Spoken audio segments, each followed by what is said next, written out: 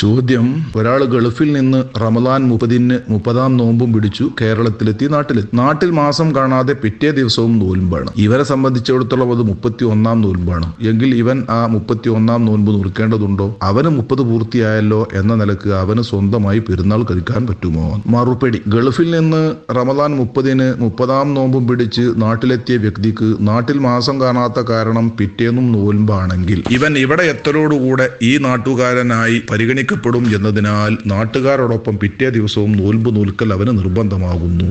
സത്യത്തിൽ റമദാൻ 30 ഉണ്ടാകൂ, 31 ഉണ്ടാകില്ലല്ലോ എന്നാണ് ചോദ്യം. പക്ഷെ അവൻ ഈ